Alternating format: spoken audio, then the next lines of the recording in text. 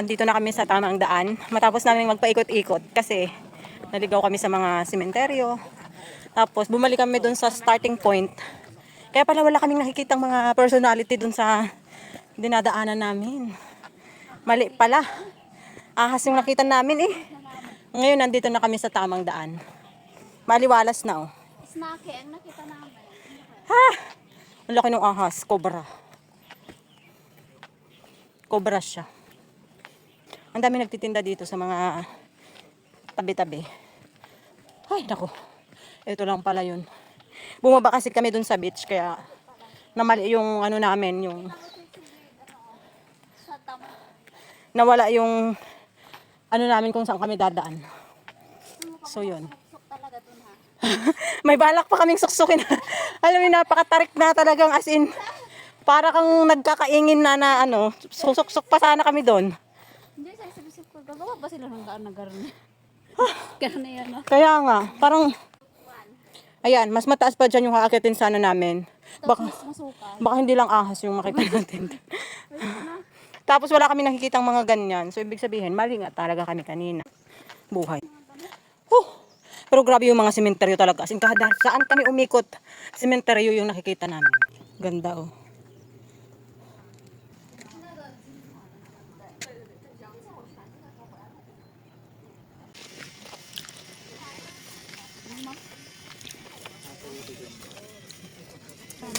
Awam.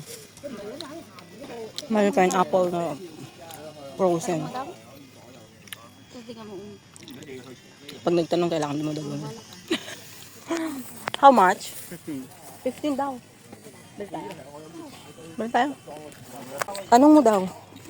Lahat naman yata ganyan. Hindi otot yung babae kanina. Is this frozen? Fresh and frozen. Oo. Andito. Kaya nga. This one, the frozen one. Frozen. Kaya.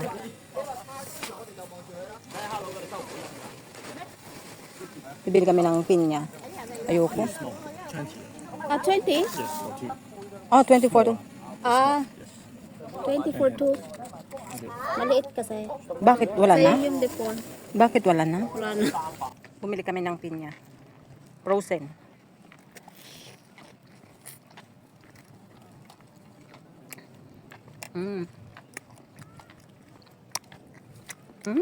Lamig. Kaya lang matabang. Wala asin. Tig-10. Binigyan kami ng patawad. 15 to eh.